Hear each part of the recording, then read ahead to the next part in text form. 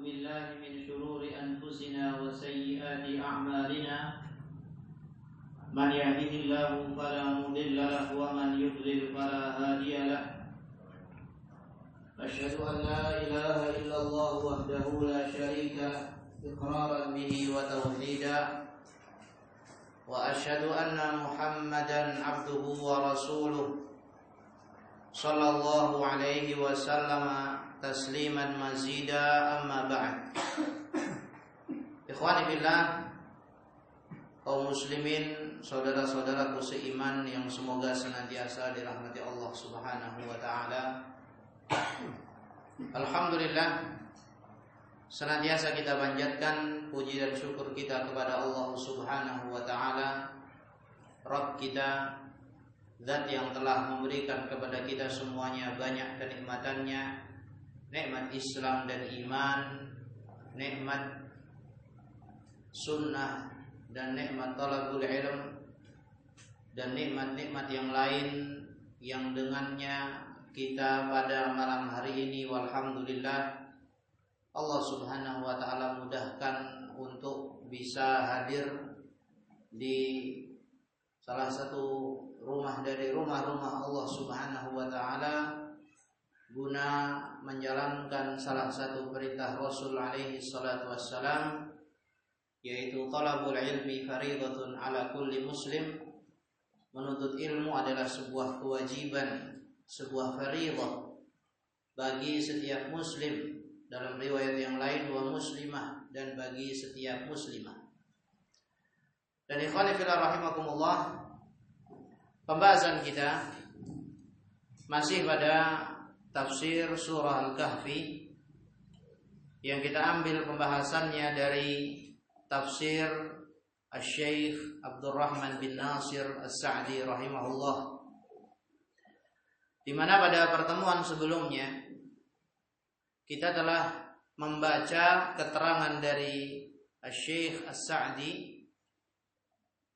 tatkala beliau mentafsirkan ayat dalam surat Al-Kahfi yang pertama, yaitu alhamdulillahilladzi anzala ala 'abdihil kitaba wa lam yaj'al lahu 'iwaja.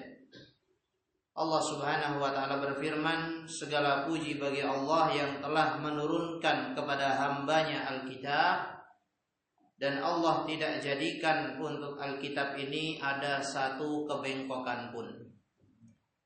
Dan dari pembahasan yang kemarin kita baca dari keterangannya Asy-Syaikh As-Sa'di rahimahullah, beliau menjelaskan tentang makna alhamdulillah. Apa makna alhamdulillah?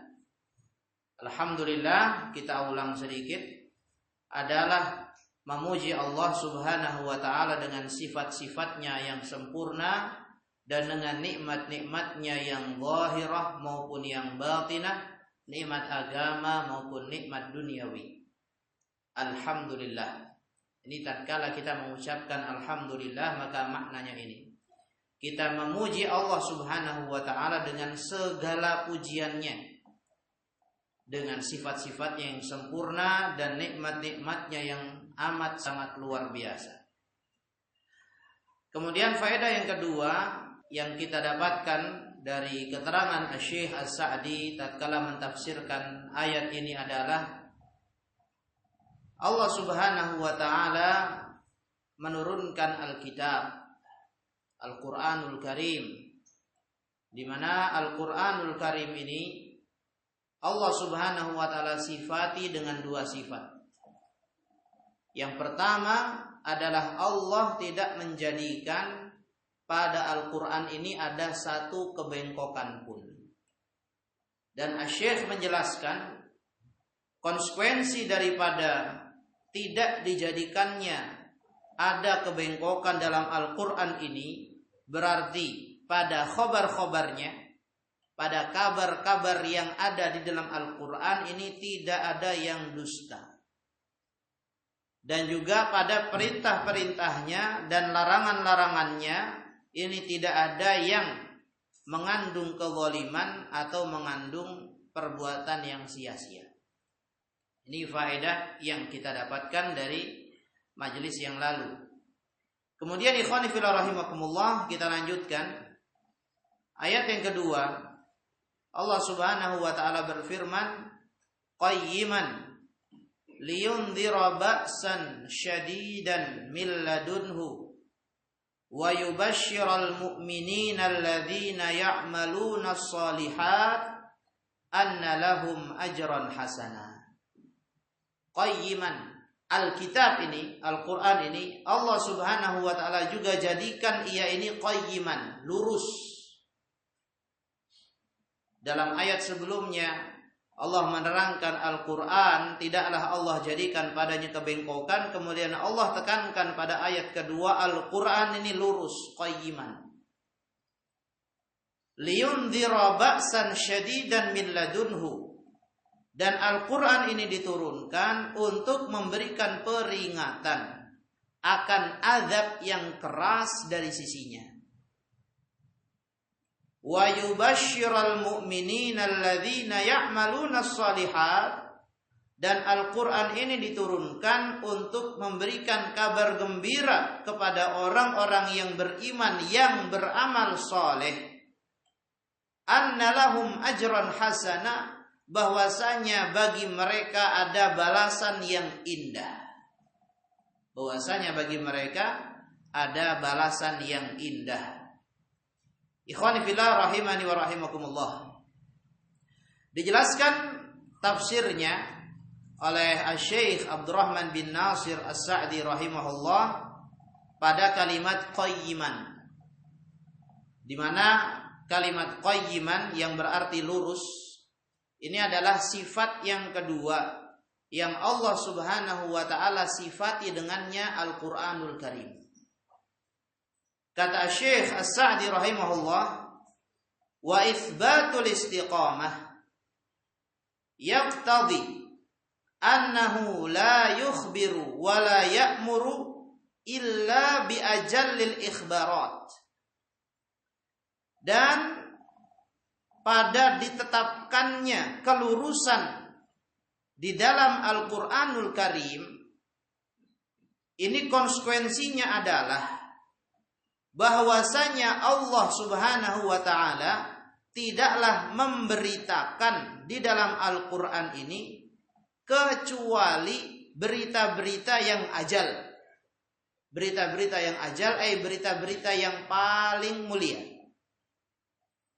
Wala ya'muru illa bi ajallil ikhbarat, bahwasanya Allah Subhanahu wa ta'ala tidaklah mengkhabarkan, memberitakan satu berita pun di dalam Al-Quran, dan tidaklah memerintahkan satu perintah pun di dalam Al-Quran, melainkan berita, kabar maupun perintah tersebut adalah berita dan perintah yang paling mulia. Nah, dan ini adalah memang isinya Al-Quran. Al-Quran ini isinya adalah al-akhbar, ya, berita-berita yang nanti akan dijelaskan berita tentang apa saja yang ada dalam Al-Quran ini. Kemudian al-awamir wan nawahi, perintah-perintah dan larangan-larangan. Ini 3 perkara yang ada di dalam Al-Quran, di mana tidaklah Allah Subhanahu wa ta'ala menyampaikan satu berita pun, satu perintah pun, satu larangan pun, melainkan itulah yang terbaik. Itulah yang paling mendatangkan maslahat.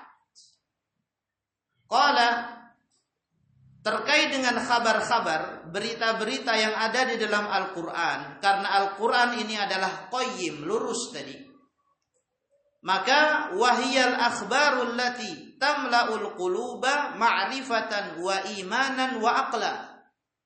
Berita-berita yang Allah Subhanahu wa ta'ala sampaikan di dalam Al-Quran adalah berita-berita yang akan mengisi hati-hati manusia dengan ma'rifah, dengan keilmuan, wa imanan dan keimanan, wa aqlan dan pemahaman.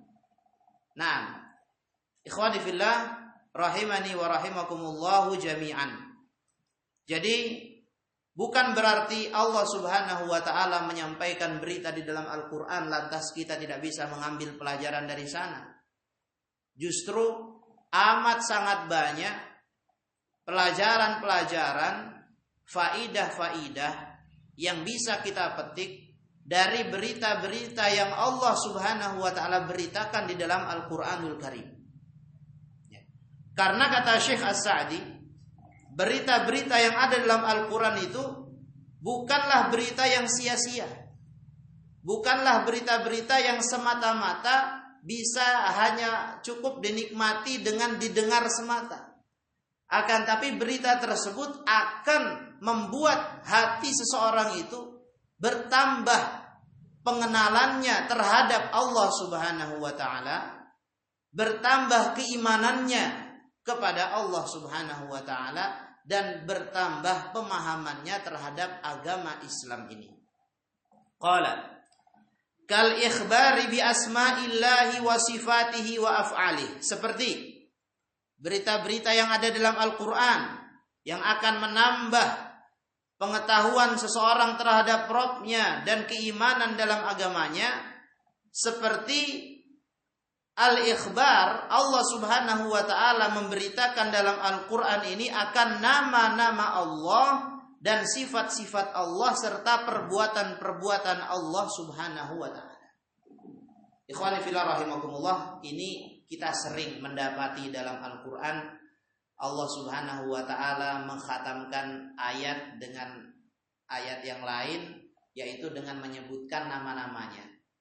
Wa huwas samiul basir, dan dialah Allah Subhanahu wa taala zat yang maha mendengar lagi maha melihat.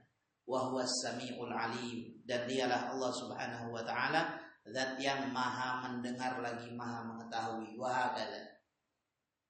Ini kata Syekh As-Sa'di adalah berita yang Allah Subhanahu wa taala beritakan, yaitu nama-nama Allah Subhanahu wa taala. Dengan Allah memberikan berita tentang nama-namanya, apakah seorang manusia bisa mengambil faedah darinya? Jawabannya bisa, sangat bisa. Bahkan kata para ulama, seorang itu akan semakin kenal dengan Rabb-nya dengan semakin dia paham terhadap nama dan sifat-sifat Allah Subhanahu wa taala. Dan ini ma'ruf ya. Di tengah-tengah kita punya sebuah ucapan kan, tak kenal maka tak sayang, kan begitu. Manakala kita tidak mengenal seseorang, maka kita tidak bisa mencintainya.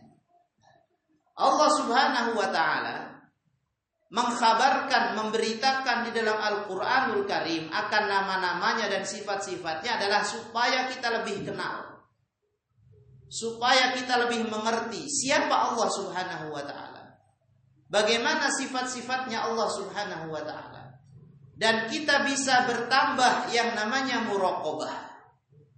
Kita bisa semakin merasa diawasi oleh Allah Subhanahu wa taala dengan kita mengenal nama-nama Allah dan sifat-sifat Allah Subhanahu wa taala. Tatkala kita membaca firman Allah Subhanahu wa taala, contohnya wa huwas samiul basir, dan dialah Allah zat yang maha mendengar lagi maha melihat, maka di sini ada teguran, ada faedah dan teguran buat kita semuanya, bahwasanya kita mau bersembunyi dimanapun tatkala melakukan kemaksiatan, Allah Subhanahu wa taala melihatnya. Ya. Dan mau kita menyendiri, tidak dilihat oleh siapapun tatkala kita beribadah kepada Allah Subhanahu wa taala, Allah Subhanahu wa taala juga melihatnya. Karena Allah Subhanahu wa taala maha melihat. Sehingga tatkala kita mengetahui di antara nama Allah Subhanahu wa taala adalah Al-Basir, kita bisa semakin ikhlas. Kita bisa semakin ikhlas. Yakni dengan kita betul-betul mengharapkan pahala semata dari Allah Subhanahu wa taala tatkala kita beribadah, meskipun kita tidak dilihat orang.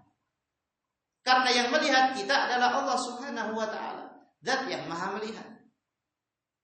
Tatkala kita mengenal nama Allah Al-Basir, juga kita akan semakin takut kepada Allah Subhanahu wa taala. Karena mau setidak kelihatan bagaimanapun tatkala kita melakukan kemaksiatan, ternyata ada yang melihat kita. yaitu Allah Subhanahu wa taala. Nah, ini berita yang Allah Subhanahu wa taala beritakan yang pertama di dalam Al-Qur'an adalah berita tentang nama-nama Allah dan sifat-sifat Allah dan perbuatan-perbuatan Allah. Yang kedua, wa minha al-ghuyubul mutaqaddimah wal mutaakhirah. Dan di antara berita yang Allah Subhanahu wa taala beritakan di dalam Al-Qur'anul Karim adalah perkara-perkara ghaib. Perkara-perkara ghaib yang sudah terjadi maupun yang akan terjadi. Seperti cerita-cerita tentang umat terdahulu. Cerita tentang penciptaan Nabiullah Adam alaihissalam. Cerita tentang kisahnya kaumnya Nabi Nuh. Cerita tentang kisahnya Nabi Ibrahim wahakadha, dan juga cerita tentang umat-umat yang Allah Subhanahu wa taala binasakan, kaum Tsamud, kaum 'Ad. Ini adalah berita-berita gaib yang telah terjadi. Dan Allah Subhanahu wa taala beritakan itu untuk apa? Untuk kita mengambil pelajaran. Untuk kita mengambil ibrah.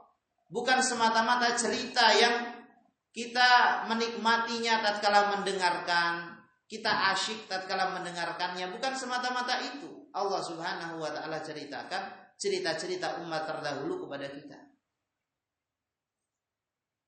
Kisah tentang umat-umat yang Allah Subhanahu wa taala binasakan, Allah ceritakan untuk kita adalah agar kita mewaspadai perbuatan yang mereka terjatuh di dalamnya, sehingga mereka Allah Subhanahu wa taala adab sedemikian rupa. Seperti Allah Subhanahu wa taala kisahkan kaumnya Nabi Lut alaihi salam. Allah binasakan mereka dikarenakan perbuatan liwat, yakni perbuatan homoseksual. Untuk apa kita diberitakan tentang berita ini oleh Allah Subhanahu wa taala? Untuk kita mengambil pelajaran bahwasanya Allah tidak ridho terhadap perbuatan liwat. Allah tidak ridho terhadap perbuatan homoseksual. Dan manakala pada suatu kaum perbuatan homoseksual ini dibiarkan bebas seperti itu, diridhoi, disetujui, maka Allah Subhanahu wa taala akan binasakan kaum tersebut dengan azab yang sangat-sangat mengerikan. Di mana Allah jadikan kaumnya Nabi Lut alaihi salam ini diangkat kampung mereka ke langit sampai terdengar kokokan ayam-ayam mereka di langit sana. Kemudian Allah jungkir balikkan dari langit kampung mereka itu, Allah kembalikan ke bumi. Wa na'udzubillah. Jadi kan amat sangat mengerikan. Untuk kita mengambil ibrah di sana. Begitu pula wal mutaakhirah. Dan juga Allah beritakan dalam Al-Quran ini perkara-perkara gaib yang belum terjadi, akan terjadi. Seperti bagaimana yang akan terjadi nanti di jannah, di surga, bagaimana nanti akan terjadi di neraka, bagaimana penyesalan orang-orang kafir tatkala mereka merasakan betapa kerasnya azabnya Allah Subhanahu wa taala. Allah memberitakan di antaranya ucapan orang-orang kafir tatkala mereka memasuki nerakanya Allah Subhanahu wa taala, ya laitani kuntu turaba. Duhai kiranya aku ini menjadi tanah saja. Ini ucapan yang Allah Subhanahu wa taala beritakan. Yakni ucapan ini adalah ucapan seorang kafir yang nanti dia akan masuk ke dalam neraka. Waliyadzubillah. Karena kerasnya azab yang dia rasakan di neraka itu, sampai-sampai dia berkeinginan untuk menjadi tanah saja. Kenapa Allah beritakan ini? Ya untuk kita mengambil pelajaran. Jangan kufur, jangan syirik, jangan meninggalkan keimanan. Istiqomahlah di atas iman, wala tamutunna illa wa antum muslimun. Jangan sampai kita mati kecuali dalam keadaan kita muslim. Kenapa? Kalau mati dalam keadaan kafir, na'udzubillah. Kalau mati dalam keadaan musyrik, na'udzubillah, azab Allah Subhanahu wa taala itu menjadikan seseorang yang masuk ke dalam neraka lupa terhadap semua kenikmatan yang Allah Subhanahu wa taala berikan kepada dia semasa di dunia. Disebutkan dalam sebuah hadis yang sahih, yang maknanya adalah kelak di hari kiamat akan didatangkan seorang yang paling sengsara di dunia. Tidak ada orang yang paling sengsara di dunia melebihi dia. Hidupnya paling sengsara, tapi dia ahlul jannah. Tapi dia penghuni surga. Tatkala Allah Subhanahu wa taala celupkan dia kepada nikmat surga satu kali celupan, kemudian Allah Subhanahu wa taala tanya dia, apakah kamu pernah merasakan satu kesulitan pun? Maka dia mengatakan tidak pernah merasakan satu kesulitan pun.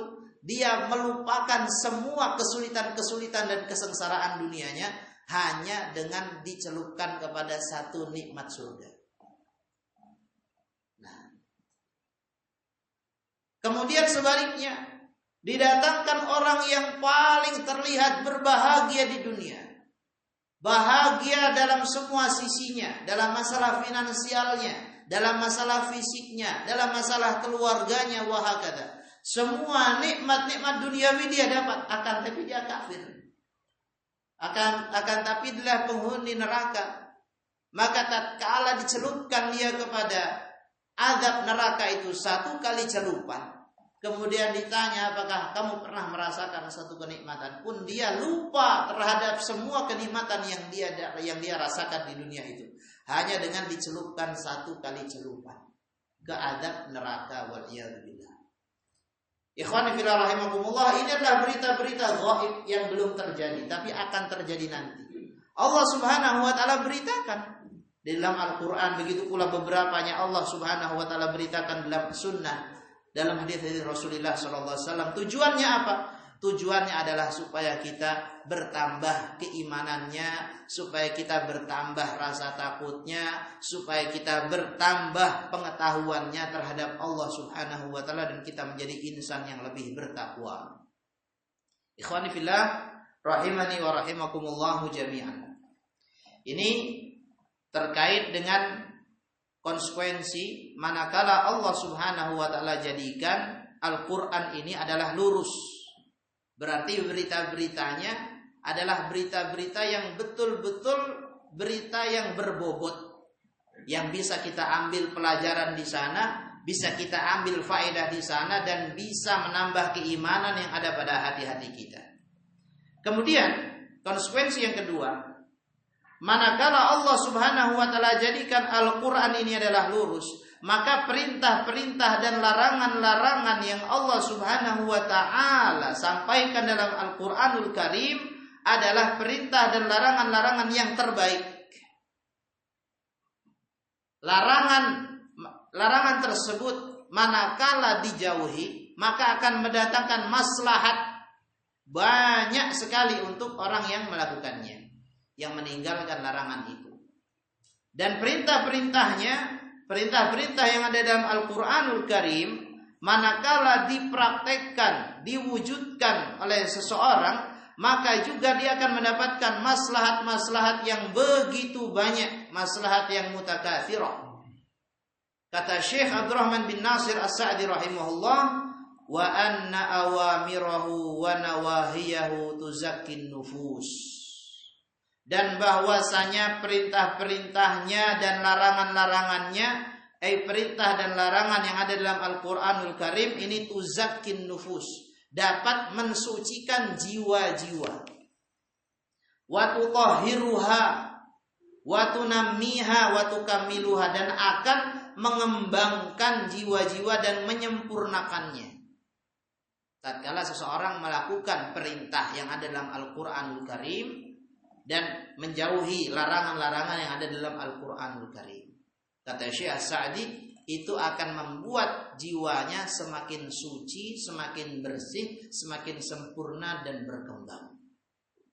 Kenapa? Qala lishtimaliha ala kamalil adli wal qisti. Karena perintah dan larangan-larangan yang ada dalam Al-Quran ini mengandung keadilan yang sempurna, wal ikhlas, dan mengandung keikhlasan, wal ubudiyyati lillahi rabbil alamin wahdahu la syarikalah, dan mengandung bentuk ubudiyah, penghambaan kepada Allah Subhanahu wa taala, Rabb semesta alam, satu-satunya tidak ada sekutu baginya. 3 perkara ini yang dikandung dalam perintah dan larangan yang ada dalam Al-Qur'anul Karim. Yang pertama tadi apa ikhwah? Perintah dan larangan yang ada dalam Al-Qur'anul Karim ini mengandung keadilan yang sempurna. Ya. Contohnya, manakala Allah Subhanahu wa taala jadikan warisan seorang laki-laki itu 2 kali lipat dibandingkan warisan seorang perempuan, maka kita sebagai seorang muslim harus meyakini padanya ada kesempurnaan keadilannya Allah Subhanahu wa taala. Lidzakari mithlu hadzil unthayain. Pada masalah warisan untuk laki-laki ada 2 bagiannya perempuan. Kenapa tidak sama? Allah Subhanahu wa taala memiliki hikmah yang banyak. Kenapa Allah jadikan laki-laki mendapatkan bagian yang lebih banyak daripada wanita? Di antaranya dikarenakan seorang laki-laki adalah pemimpin dalam keluarganya. Maka Allah Subhanahu wa taala jadikan bagian warisannya lebih banyak. Dikarenakan seorang laki-laki bertanggung jawab di dalam memberikan nafkah kepada keluarganya, sedangkan wanita tidak memiliki kewajiban untuk menanggung nafkah suaminya. Oleh karenanya Allah Subhanahu wa taala jadikan warisan laki-laki lebih banyak dibandingkan warisan perempuan. Dan ini adil, meskipun tidak sama jumlahnya, tapi inilah keadilan. Inilah keadilan. Itu sebagian contohnya. Wal ikhlas, dan perintah serta larangan yang ada dalam Al-Quran ini mengandung keikhlasan. Al-ikhlas adalah menyerahkan semua bentuk ibadah hanya untuk Allah Subhanahu wa taala semata. Wal ubudiyyati lillahi rabbil alamin wahdahu la syarikalah. Dan perintah serta larangan Allah Subhanahu wa taala dalam Al-Qur'anul Karim ini mengandung bentuk penghambaan kepada Allah Rabbul Alamin. Jadi tatkala kita mempraktekkan perintah-perintahnya, tatkala kita menjauhi larangan-larangannya, kita akan semakin mulia dengan semakin tingginya tingkat penghambaan kita kepada Allah Subhanahu wa taala. Nah, inilah ikhwani fillah rahimakumullah, konsekuensi manakala Allah menjadikan Al-Qur'anul Karim itu qayyiman, lurus. Saya ulang sedikit ya. Kemarin sifat yang pertama yang Allah jadikan dalam Al-Quranul Karim, dia ini tidak ada satu kebengkokan pun. Dimana konsekuensinya apa kemarin? Konsekuensinya adalah berarti pada berita-beritanya ini tidak ada satu kedustaan pun, dan dalam perintah-perintahnya serta larangan-larangannya tidak ada satu kezaliman pun. Ya. Kemudian sifat yang kedua yang Allah jadikan untuk Al-Quranul Karim ini adalah qayyiman, lurus. Yang konsekuensinya adalah berita-berita yang Allah sampaikan dalam Al-Quranul Karim adalah berita-berita yang syarat akan faedah. Bisa kita ambil banyak pelajaran di sana, serta larangan serta perintah-perintah yang ada dalam Al-Quranul Karim ini bukan larangan dan perintah yang manakala diwujudkan, yang perintah diwujudkan dengan melakukannya, larangan diwujudkan dengan meninggalkannya. Ya. Bahwasanya perintah dan larangan yang ada dalam Al-Qur'anul Karim ini manakala diwujudkan, itu bukan tidak akan mendatangkan maslahat. Justru banyak sekali maslahat untuk diri sendiri dan maslahat bahkan untuk orang lain yang akan didapatkan oleh mereka tatkala kita mempraktekkan ini. Tatkala kita mewujudkan ini, al-awamir wan nawahi, perintah-perintah dan larangan-larangan yang Allah Subhanahu wa taala sampaikan dalam Al-Qur'anul Karim. Qala wa haqiqun bi kitabin mausufin bima dzukir an yahmadallahu nafsahu ala inzalih, dan sudah sepantasnya terhadap kitab yang disifati dengan apa yang disebutkan di atas, Allah Subhanahu wa taala memuji dirinya manakala Allah menurunkannya. wa an yatamaddah ila ibadihi bihi, dan Allah Subhanahu wa taala sudah sepantasnya untuk meminta hamba-hambanya untuk mereka memuji Allah Subhanahu wa taala atas kenikmatan yang Allah berikan kepada mereka ini. Nah, ikhwani fillah rahimakumullah, sebagaimana sudah kita jelaskan di majelis yang lalu, Al-Qur'anul Karim adalah nikmat yang amat sangat besar yang Allah Subhanahu wa taala karuniakan kepada kita sebagai salah satu daripada dua perkara yang menjamin keselamatan kita di dunia dan menjamin tidak tersesatnya kita di dunia ini. Sebagaimana sabda Rasul alaihi salatu wassalam, taraktu fikum syai'ain lan tadillu ba'dahuma abadan in tamassaktum bihima kitaballahi wa sunnati. Saya tinggalkan pada kalian dua perkara yang manakala kalian berpegang teguh dengan dua perkara ini, kalian tidak akan tersesat selama-lamanya, yaitu kitabullah dan sunnah. Maka sudah sepantasnya kita semuanya untuk banyak-banyak bersyukur kepada Allah Subhanahu wa taala atas diturunkannya kepada kita Al-Qur'anul Karim untuk menjadi pedoman kita dan menjadi pembimbing kita di dalam menjalani kehidupan dunia yang fana ini. Kemudian ikhwani fillah rahimakumullah, pada ayat yang kedua, setelah Allah Subhanahu wa taala menyebutkan dua sifat Al-Qur'anul Karim, maka selanjutnya Allah Subhanahu wa taala menyebutkan hikmah untuk apa Al-Qur'anul Karim ini diturunkan. Allah berfirman, masih lanjutan ayat yang kedua tadi, liyundhira ba'san syadidan min ladun. Untuk Allah Subhanahu wa taala memperingatkan terhadap azab yang keras dari sisinya.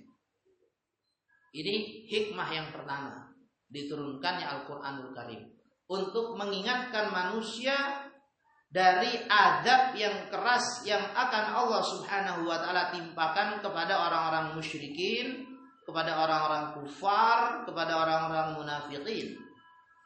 Kemudian hikmah yang kedua, tatkala Allah menurunkan Al-Qur'anul Karim ini, wa yubashshiral mu'minin alladzina ya'malunas shalihat anna lahum ajran hasanah, dan Allah memberikan kabar gembira kepada orang-orang yang beriman yang beramal saleh bahwasanya mereka akan mendapatkan balasan yang amat sangat indah.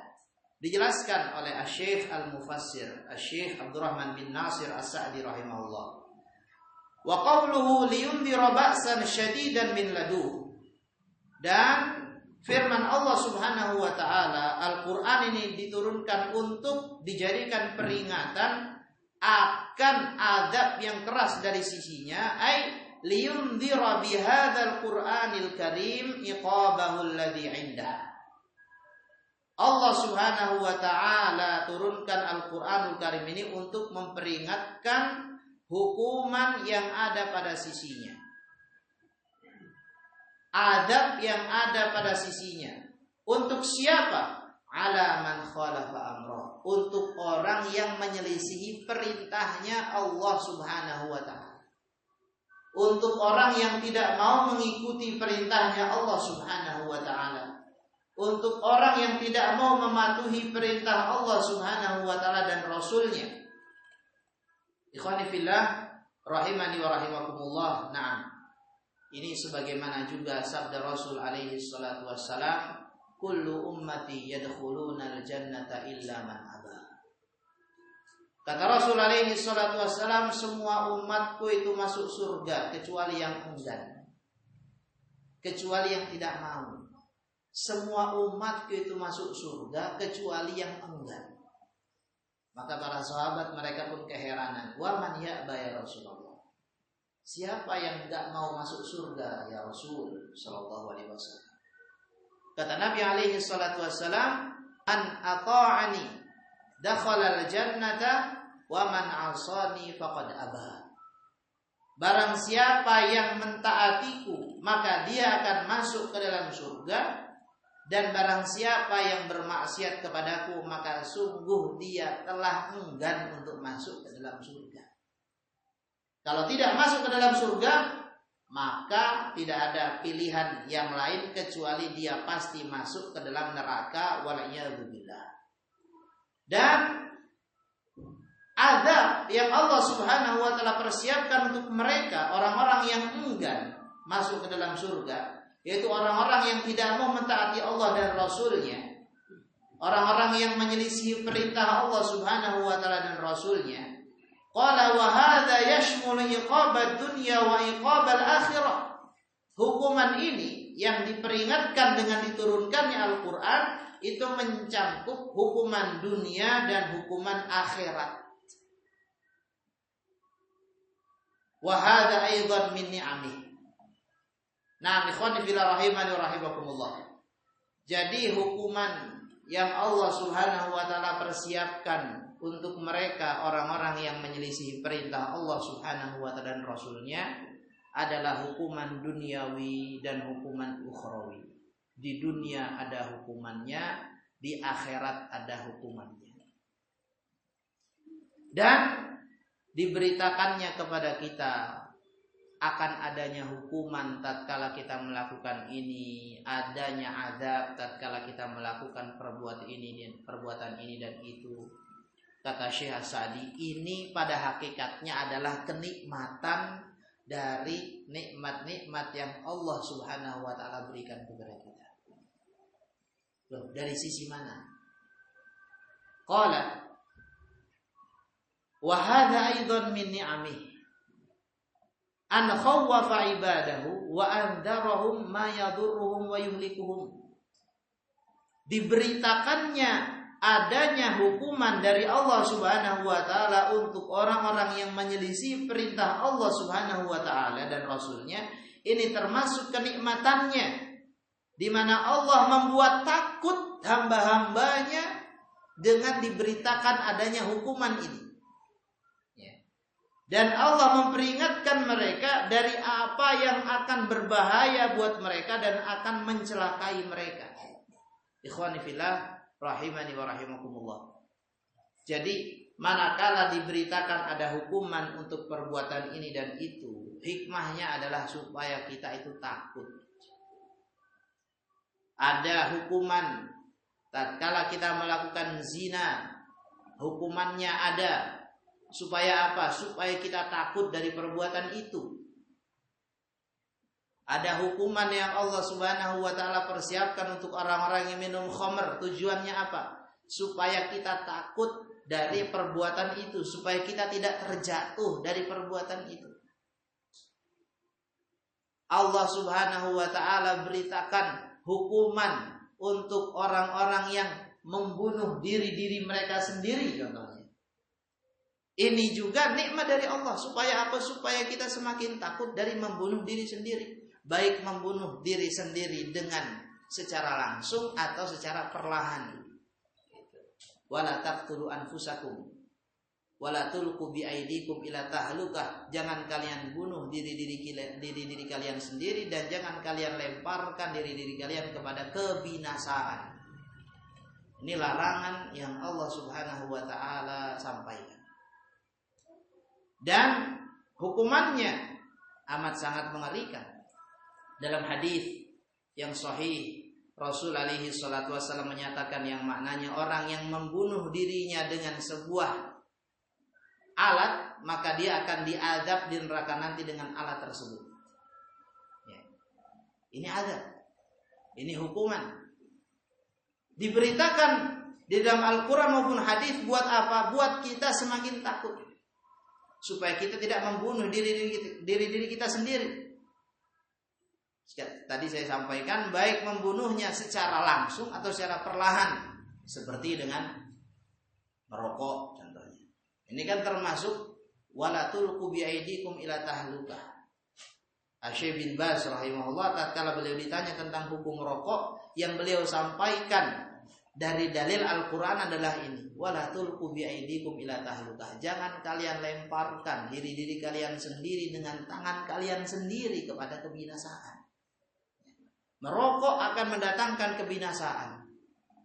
Merokok akan mendatangkan banyak kemadharatan, kerusakan, baik untuk badan sendiri atau bahkan untuk badan orang lain. Makanya ada istilah perokok aktif dan perokok pasif kan gitu. Nah, ikhwani fillah rahimani wa rahimakumullah, kita kembali kepada tema, manakala Allah Subhanahu wa taala menjelaskan ada hukuman untuk satu perbuatan tertentu, maka di sini mengandung takhwif, upaya untuk membuat kita itu semakin takut supaya kita tidak jatuh ke dalam perbuatan yang Allah Subhanahu wa taala larang tadi, kepada perbuatan yang akan Allah Subhanahu wa taala timpakan azab karena perbuatan tersebut. Qala kama qala ta'ala lama dzakara fil Qur'ani wasfan nar, sebagaimana Allah Subhanahu wa taala firmankan tatkala menyebutkan di dalam Al-Qur'an ini sifat dari sifat-sifat neraka, Allah Subhanahu wa taala berfirman, "Dzalika yukhawwifullahu bihi ibadah, ya ibadi fattaqun." Dengan diceritakan gambaran-gambaran neraka yang amat sangat mengerikan ini, Allah berfirman, "Dzalika yukhawwifullahu bihi ibadah." Ini adalah Allah Subhanahu wa taala buat kalian itu takut. Berita-berita terkait dengan neraka ini Allah sampaikan kepada kalian untuk kalian itu semakin takut dari neraka. Maka ya ibadi fattaqun, kata Allah, maka hamba-hambaku, bertakwalah kalian kepadaku, takutlah kalian kepadaku, khawatirlah kalian untuk kalian itu tertimpa azab yang aku ceritakan tadi daripada sifat-sifat neraka. Waliyadzubillah. Ikhwan fillah rahimani wa rahimakumullah jami'an. Famin rahmatihi bi ibadihi, maka termasuk bentuk kasih sayang Allah Subhanahu wa taala kepada hambanya, an qayyadul uqubatil ghalidhah ala man khalafa amrah, adalah dengan Allah Subhanahu wa taala menjadikan adanya hukuman-hukuman yang keras untuk orang-orang yang menyelisihi perintahnya. Wa bayyanaha lahum, dan Allah menjelaskan hukuman-hukuman yang keras tadi. Wa bayyana lahumul asbabal musilata ilaiha, dan Allah jelaskan untuk mereka sebab-sebab yang akan menyampaikan mereka kepada azab yang keras tadi. Ini termasuk rahmat Allah Subhanahu wa taala. Allah ceritakan kaum Tsamud diazab seperti ini, Allah ceritakan kaum Ad diazab seperti ini, Allah ceritakan kaumnya Nabiullah Lut diadab seperti ini. Tujuannya adalah supaya kita mewaspadai perbuatan mereka dan kita semakin takut dari perbuatan yang mereka terjatuh ke dalamnya, sehingga mereka mendapatkan sedemikian mengerikannya adab yang Allah Subhanahu wa taala persiapkan untuk mereka. Ini tujuan yang pertama. Allah Subhanahu wa taala menurunkan Al-Qur'anul Karim untuk memperingatkan manusia dari azab yang keras dari sisinya. Kemudian hikmah yang kedua, wa yubashshirul mu'minina alladzina ya'maluna shalihat anna lahum ajran hasanah.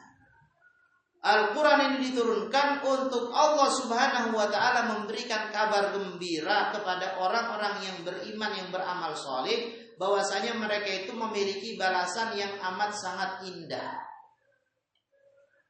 Qala wa anzalallahu ala 'abdihil kitab.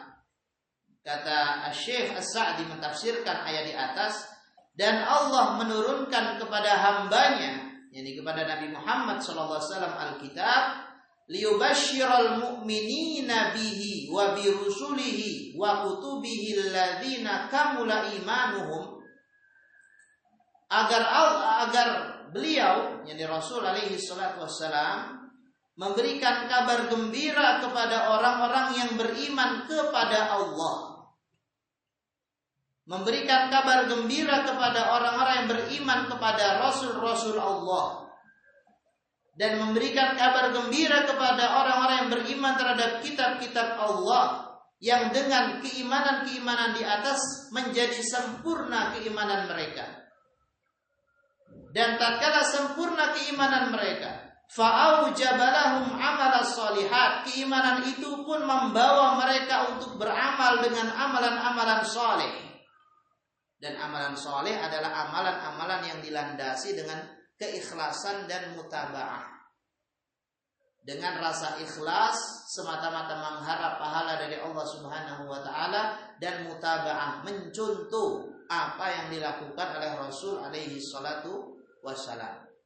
Nah, ikhwani fillah rahimakumullah, jadi kata Syekh As-Sa'di, Al-Quran ini diturunkan untuk memberikan kabar gembira kepada orang-orang yang beriman, yang dengan keimanan itu mereka menjadi peduli terhadap amalan-amalan soleh, min wajibin wa mustahab, dari perkara yang wajib maupun mustahab. Kabar gembiranya adalah anna lahum ajrun hasan. Mereka itu akan mendapatkan balasan yang indah. Balasan yang indah, wa huwa tsawabul ladzi rattabahu Allahu 'alal imani wal 'amali shalih, yaitu balasan yang Allah berikan lantaran karena keimanan dan amalan saleh yang mereka lakukan. Ya. Iman dan amal saleh adalah kunci untuk mendapatkan balasan yang indah yang Allah Subhanahu wa taala janjikan dalam ayat ini. Iman dan amal soleh. Tanpa iman seorang akan binasa, tanpa amalan soleh seorang juga akan binasa. Dua perkara ini adalah kuncinya. Ya, dua perkara ini adalah kuncinya. Tidak akan selamat seseorang tanpa iman. Tidak akan seorang selamat tanpa amal soleh. Karena seorang itu tidak akan mendapatkan rahmat dari Allah, tidak akan selamat kecuali dengan dia mendapatkan rahmat, mendapatkan kasih sayang. Dan kasih sayang itu tidak akan didapatkan kecuali tatkala seorang beriman dan beramal saleh. Qala wa a'zamuhu wa ajalluhu, dan balasan tersebut yang paling mulianya dan yang paling besarnya adalah al-fauz biridhallahi wa dukhulil jannah. Balasan yang indah tersebut, yang terbesarnya dan yang paling mulianya adalah berhasil mendapatkan ridha Allah dan masuk ke dalam jannah. Ikhwani fillah rahimakumullah. Sebenarnya manakala hukuman yang Allah Subhanahu wa taala berikan kepada orang-orang yang tidak mau mentaati Allah dan Rasulnya ini mencangkup hukuman duniawi dan ukhrawi, maka begitu pula nikmat yang Allah Subhanahu wa taala janjikan kepada orang-orang yang beriman kepada Allah dan Rasulnya ini juga mencakup kenikmatan duniawi dan ukhrawi. Orang yang beriman kepada Allah dan beramal soleh, bukan berarti dia di dunia tidak akan mendapatkan balasan. Dia akan mendapatkan balasan dari Allah Subhanahu wa taala. Namun terkadang ujian itu datang dari satu sisi pada seseorang dan dari sisi yang lain pada orang yang lain.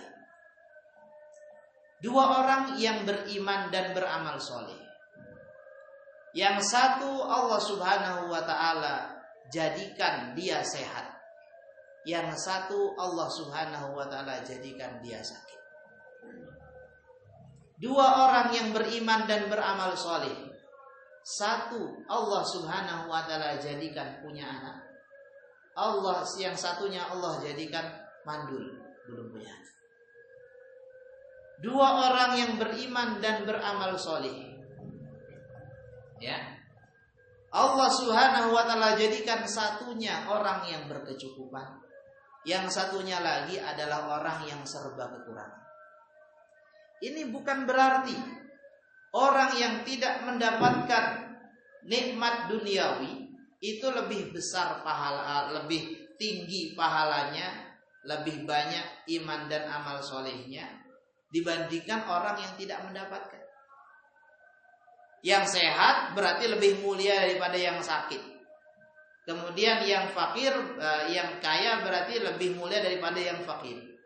Kemudian yang punya anak berarti lebih mulia daripada yang tidak punya anak. Nah, ini bukan barometernya.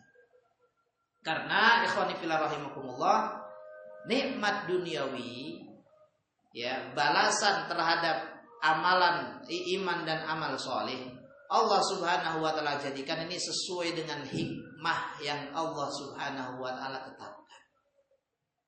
Bahkan terkadang kekurangan daripada nikmat duniawi yang Allah timpakan kepada orang yang juga beriman dan beramal soleh itu menjadi tambahan nikmat untuknya.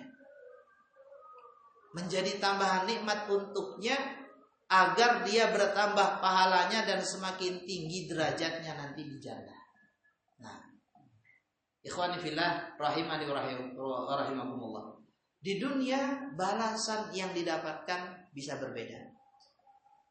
Akan tapi jangan kita menganggap, jangan kita menjadikan barometer yang mendapatkan nikmat lebih mulia dibandingkan yang tidak mendapatkan nikmat. Para nabi alaihi wassalatu wassalam, ada yang Allah subhanahu wa ta'ala jadikan mandul. Dari kalangan para nabi, Allah ada yang jadikan mereka berpenyakit. Dari kalangan para nabi, ada yang Allah subhanahu wa ta'ala jadikan mereka fakir. Yang Allah subhanahu wa ta'ala jadikan fakir di antaranya adalah Nabi kita Muhammad sallallahu alaihi wasallam. Allah subhanahu wa ta'ala wafatkan Nabi kita Muhammad sallallahu alaihi wasallam dalam keadaan beliau masih punya hutang. Tergadaikan baju besi beliau kepada seorang Yahudi. Aisyah radhiyallahu anha menyatakan dapur beliau pernah tidak mengebul selama 3 purnama. Demikian potret kehidupan Rasul alaihi salatu wasallam. Beliau tidak mendapatkan, dan itu sebenarnya adalah keinginan beliau. Beliau didatangi dunia akan tapi beliau menolaknya.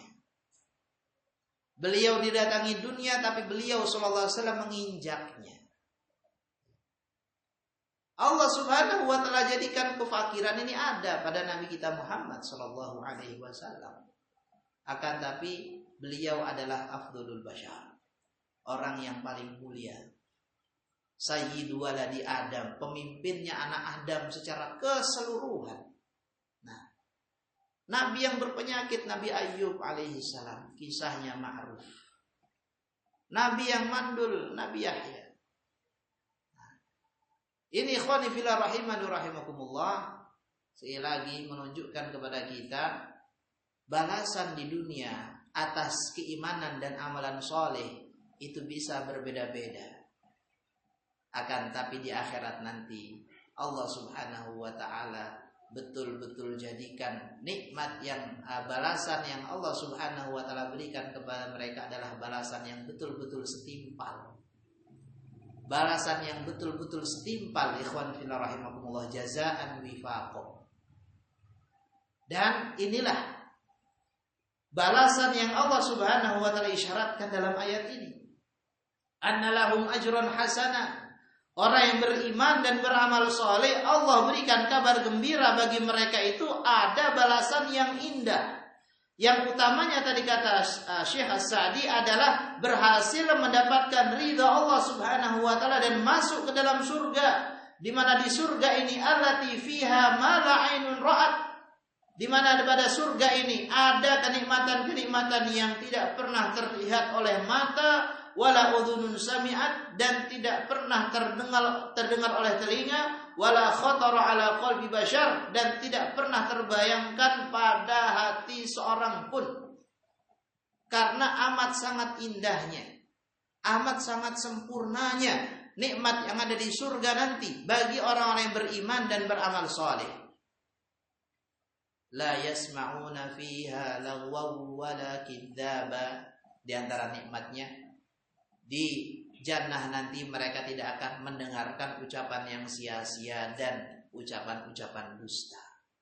Ini nikmat bukan? Ini sungguh amat sangat nikmat. Di dunia ini ucapan yang sia-sia sering kita dengarkan. Ucapan-ucapan dusta, hoaks sering tersebar kemana-mana. Tapi di surga nanti, di antara nikmatnya, ahlul jannah itu la yasma'una fiha lagwan wala kidzab. Tidak akan mendengarkan yang namanya ucapan sia-sia maupun ucapan yang dusta. Ikhwani fillah rahimani wa rahimakumullah. Dan berbagai macam nikmat-nikmat yang lainnya, yang tentunya bisa dibaca di kitab-kitab yang membahas itu. Ikhwani fillah rahimani wa rahimakumullah, ini mungkin yang bisa kita sampaikan di pertemuan malam hari ini. Semoga mendatangkan manfaat untuk diri kami pribadi dan juga untuk antum semuanya. Dan insya Allah di pertemuan yang akan datang kita akan masuk pada tafsir ayat yang ketiga dari surat Al-Kahfi ini. Wallahu ta'ala a'la wa a'lam bishawab. Naktafi bihadzal qadar. Subhanakallahumma rabbana wa bihamdika asyhadu an la ilaha illa anta astaghfiruka wa atubu ilaik.